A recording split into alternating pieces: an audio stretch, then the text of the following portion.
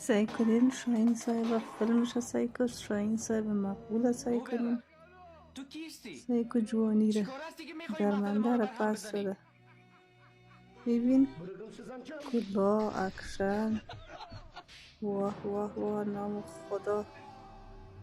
براستی که یک چهره بوده. همین ما مردم هیچ وقت از خود خوب گفته نمیتونیم.